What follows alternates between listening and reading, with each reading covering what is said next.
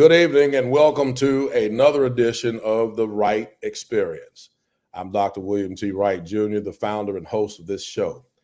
How exciting it is to be presenting tonight the 118th episode of this show. We've been doing what I hope has been providing you with very good content since February of 2021. In the midst of the pandemic, this show was born, and we're proud of some of the amazing guests that we have brought to you over the last 3 years. And tonight is no exception. I met this young lady officially just a few months ago. We were superintendents together in various states from time to time, but had the opportunity to work with her closely as we had some work that needed to be done in the school district that I'm currently serving. Found her to be an amazing educator and learned some very good news that we want to share with you tonight. She is now a brand new author of a children's book that we're going to learn about tonight.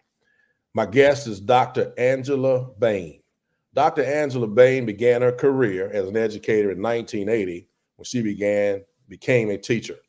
After over 40 years in education, she has served most recently for school districts as a human resource officer for Barnwell County Consolidated School District. She also recently served as a superintendent for the newly formed Clarendon School District 4 in Clarendon County, South Carolina, after serving from July 1st, 2020 until June 30th, 2022. Before that, she was superintendent in Chester County School District for 4.5 years, from February 2016, until June 30th of 2020. Before becoming Chester County's superintendent, she was also a deputy superintendent, state superintendent of education at the South Carolina Department of Education. Her goal is making connections and bringing people together on behalf of the children in our state. She truly believes in preparing students for college and career. Angela began her career in education as a teacher and went on to teach at Converse College and the University of South Carolina, preparing future teachers and school administrators. Her resume includes time spent as a teacher, college professor, middle school assistant principal, middle school principal, director of the South Carolina Department of Education's Office of Teacher Education and Evaluation, assistant superintendent, and chief human resources officer. She's also served on the National Board of Examiners for the National Council of Accreditation of Teacher Education, accreditation process for teacher preparation institutions of higher education in South Carolina and across the country. She believes that educators should prepare students for the real world and the real jobs of today and tomorrow. Doing what is in the best interest of children is what drives her. She likes to say that her life's mission has been to be a champion for children. And in 2014, Dr. Bain was awarded the South Carolina Association of School Administrators Personnel Administrator of the Year.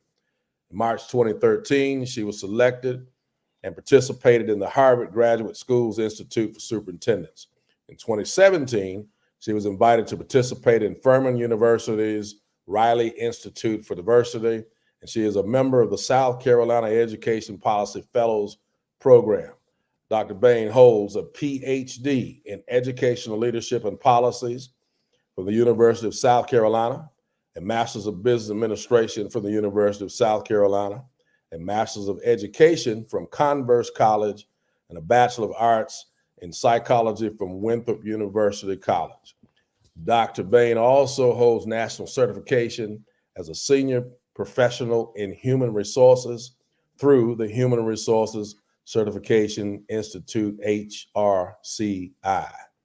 Dr. Bain also holds licenses in a number of content areas, including the areas of elementary and secondary principal supervisor and as a superintendent. And at this time, I'd like to welcome the incomparable Dr. Angela Bain. Welcome to the Wright Experience. Thank you so much.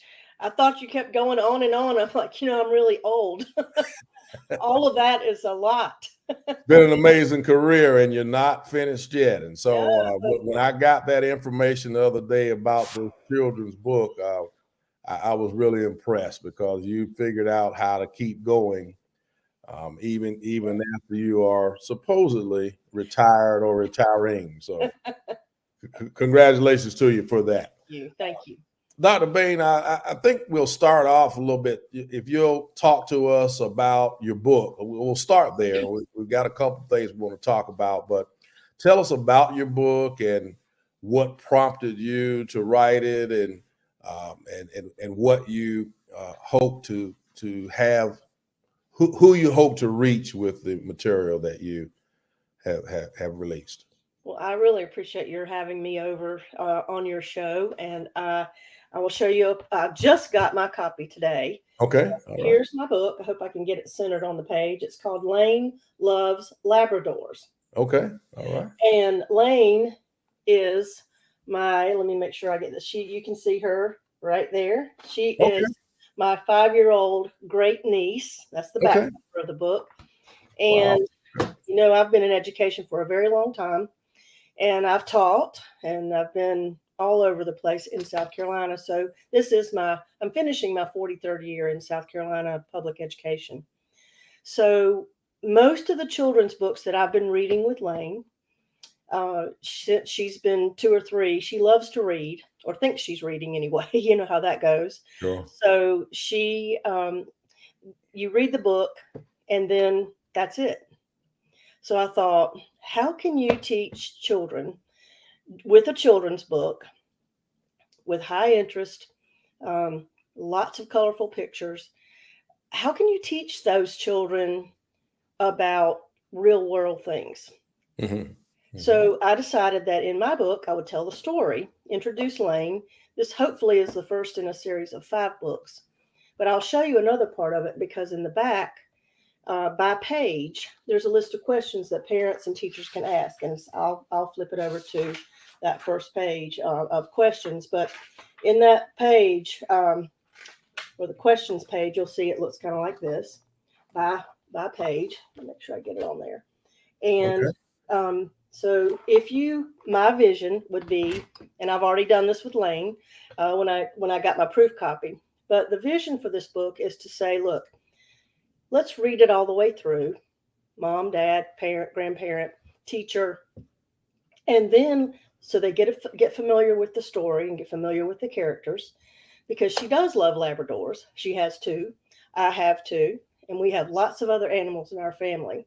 So if you read the book all the way through, it's kind of like, well, you put it down and you really don't know. If you're not a teacher, you really don't know what to ask a student about how to get to the life lessons that you want them to learn from any book that you read to them.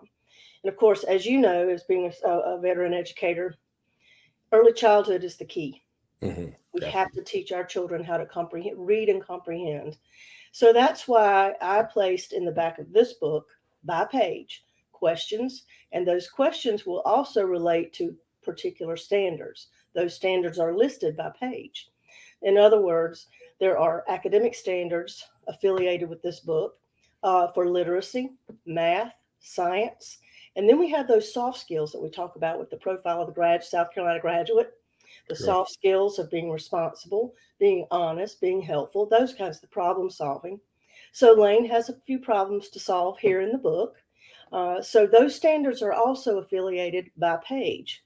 Now, how do you get to those standards? Well, you ask the child a question. So the questions are designed to hit those standards, so that by the time they leave this book, you have hit some academic standards as the teacher or the parent in literacy, math, science, and soft skills. So that's the difference and the uniqueness in my books, in my book. This, my first one. So, I learned a lot in this process. Have wonderful publisher. She's a veteran educator in South Carolina as well. So she has helped me through this. And but that's what I want to do. I want books that will teach children through review and questioning that they don't even realize that they're learning. But it lets parents and teachers know which standards, if you ask these questions, this is what your child is probably going to learn. And I heard you say something that I think bears repeating. You talked about the questions and those academic things that we want children to know. But I think I heard you say from the very beginning, it is subject matter that interests children. Yes. Yes. So then that what I hear you also saying is we need to adapt literature or introduce books that fit children's interest. Is that Yes. you didn't say that, but that's kind of what I'm hearing out of that. And in this age of trying to censor sometimes what people read, No. Yeah. we want to make sure that our content is available for people to choose what works best for them. And by the way, it's all right for us to have problem solving, challenging questions at the end that motivates people to do more. So I think that's amazing concept. And this is the first of 5. Is that what I heard? Well, let's keep our fingers crossed. I'm working on the Very second good. one, and the second one is called, I have the title and the concept. It's called Lane Loves Lasagna. How about that? That's a little. This book range will hit. I would say from 2 years old up to 9 or 10. Okay. So it is a high interest level. Lane loves to help feed the dogs. She has a fish. She has horses that she helps her dad with. She has, when she comes to visit us, Uncle Mike and Aunt Angie, she helps us feed our dogs and the cat, and she helps take care of Nana, her grandmother, and her or great grandmother. And so there's a dilemma in the book where she has to solve a problem about one of the labs. And so, you just have to, and I think the illustrations are just so cute because she's cute, but just the little pictures on the front, it kind of gives you a little bit of a story about where it's going. She loves her Labradors, but she also likes to help do other things. So it's one of those cute little feel good books, and it's very simple. But I think the meat of it, really about half the book, is the real unique part about the book. And young parents don't always know which questions to ask of their young children. So we're assisting and helping them in that armor. That's outstanding. Right. So what is her involvement other than being the subject matter? Is she giving you ideas, or is it just through observing her, or what? She is a co-author. Okay. I started writing this in October 2021, and then I was still superintendent, and I had to let it go for a little while. Life got in the way, as you know, with the pandemic and everything that happens there. And of course, I can't imagine that. I know, but I observed her, and you probably noticed the little pink cowboy hat. She loves that. I bought that for her, so I had to have that on the cover. And then she has her little pink coveralls, so she helps her dad, and he wears the little Carhartts. And then she has little boots on in the front. Again, I'm observing her, and these little boots she calls her wiggly boots. They have fringe on them. And so I have a picture of her wearing her wiggly boots. And so she had to have those on in the book, and especially on the cover. So yes, I observed her, but as I was writing it, I would read her a little bit of it. And she would tell me what she thought was happening. So as I wrote it, I kind of got her perspective. So that's why she's a co-author. Okay. All right. That's outstanding. I think that's a tremendous idea. Well, we're going next week. I'm invited to her class she's in pre-K in Beaufort County, South Carolina. Okay. And so we're going to go, and we're taking books for all of her classmates and her teachers and her principal and assistant principal. And I might get one for Dr. Rodriguez. I don't know. I'll have to see if he gets one. Superintendent in Beaufort. I know him well. He happens to be the superintendent of the year now. That's right. Congratulations to Frank Rodriguez. But we'll be down there reading to her class. And at this point, she and her Grandy, my sister's name is Candy. It's her grandmother. So she calls her Grandy. She and her Grandy are making bookmarks that have the little string bookmarks with beads on them. So they're making one of those to go with the book. for every classmate, and the beads have dog paws and dog bones on them. So Okay. All we're right. going to do a little video of us reading to the class and giving the books out. So it'll All be right. cool. That's big stuff. That's pretty good. Yeah, absolutely. And it doesn't happen as in the Hilton Head area either, right? Well, it's on the Beaufort side. On the Beaufort side. Yeah, Okay. All right. same county. Got to take a look. Got to take a little drive to get to Hilton Head. Maybe that's true. But that's outstanding. Thanks. So let's talk about let's talk shop for a minute. Well, let's do this first. Tell us how we, as the audience, can get copies of the book. Oh, it's on Amazon. So Okay, you just look up Lane Loves Labradors on Amazon. just like that. That's Okay, it.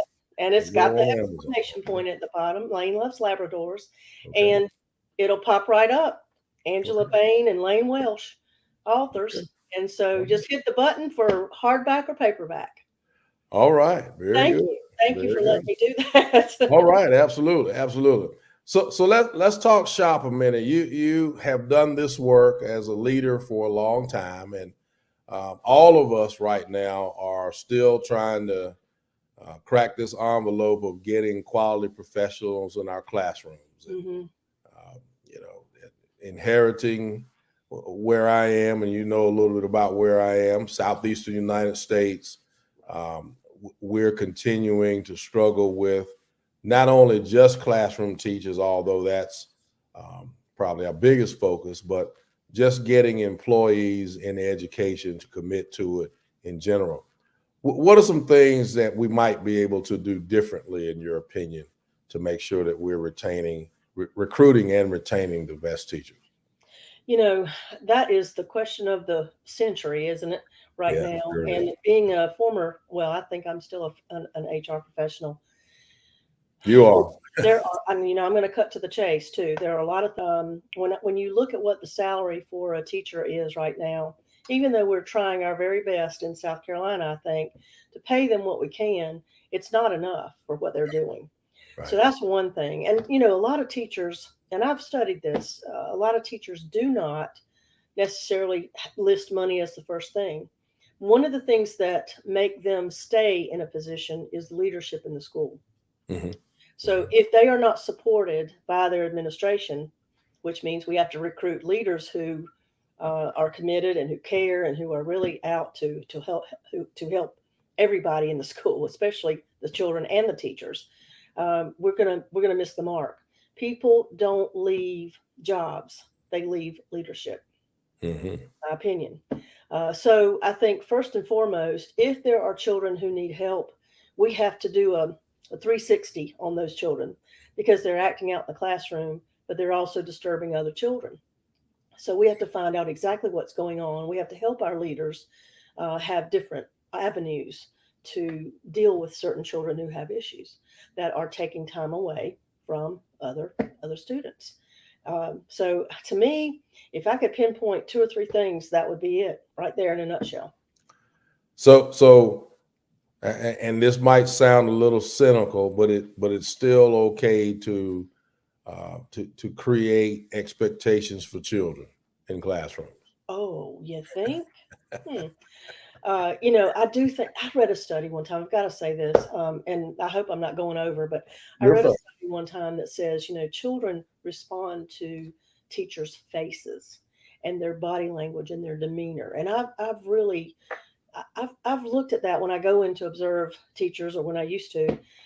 You could tell the rapport that was between the teacher and the students Yeah, from 5 seconds in. You know that as a superintendent that's and as a veteran educator, you cannot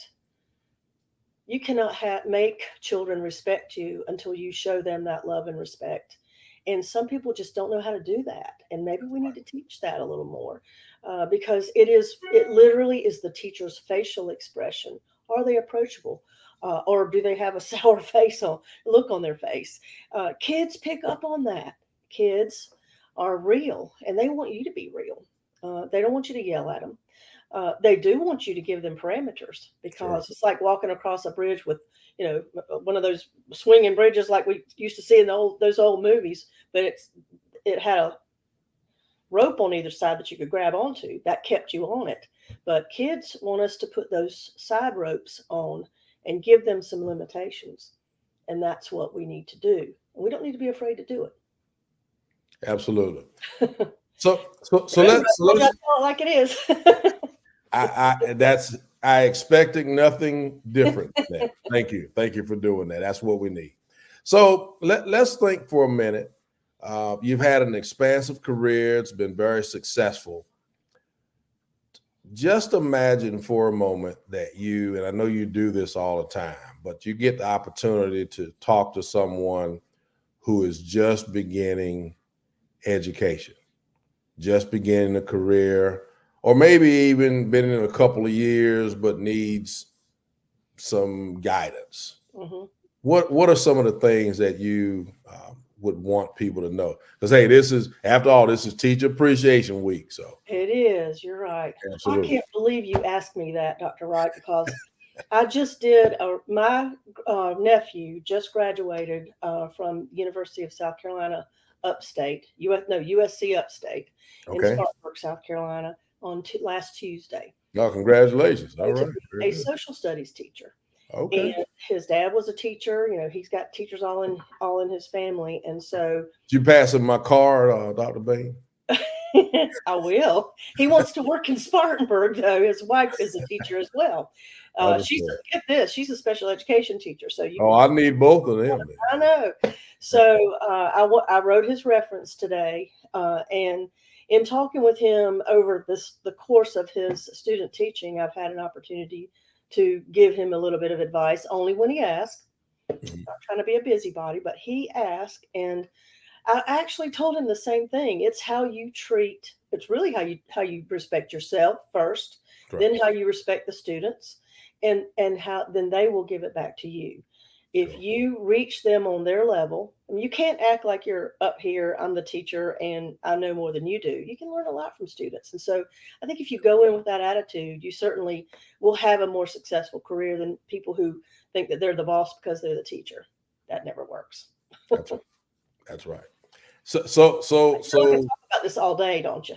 So absolutely. And so very basic, but that is the key to establishing what I would say is a career in education, and particularly nowadays, establishing those relationships is so important.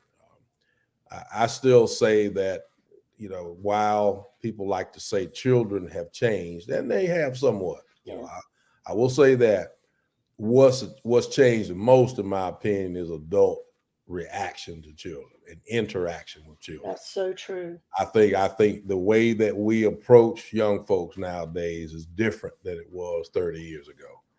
And we got to get back to what I believe is the grown person's responsibility of interacting with today's youth. And I think if we do that with fidelity, we'll get closer to where we need to be. But I could go on and on about that one as well.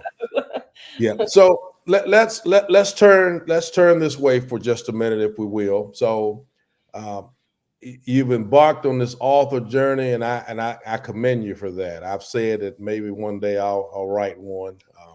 I don't know if I'll do a children's book. It might be a little bit different than that. But how about the Wright experience? maybe that. Hopefully that would be a pretty good seller. I believe it would. But someone who has an idea to do a book and they're not really sure how to get going, this might be a question that'll be good for me to listen and maybe it'll help me. How do you get started? What prompts? What is the process like, and things of that nature? First, you have to know what the goal of your book is. Okay. I wanted a teachable moment for parents, young parents, parents of young children, grandparents with young children. She's my great niece. And so some people don't know how to relate to young children. Now, when I was a teacher, I taught middle school. I was a middle school principal and assistant principal. I'm comfortable with that age group. Sometimes the little ones scare me a little bit.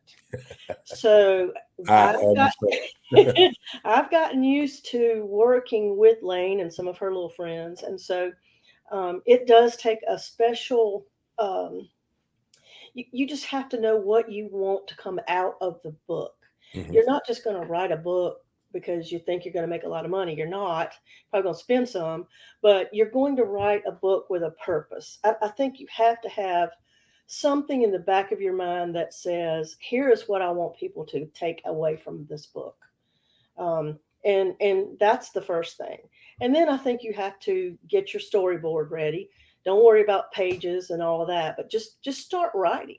Mhm. Um, you know, we always talked about in teaching, we always talked about there's a beginning, a middle, and an end. When you wrote your dissertation, there's a beginning, a middle, and an end. And then you tell them what you want, what you're going to tell them, and then tell them what you just told them. And so you have to have that beginning, middle, and an end. And so I think that purpose is going to drive everything you do in your book. Mhm. Do you want it to stand out as something different? Everybody, there's so many books out there right now, and you know, we may not, I may not even break even, but that's okay.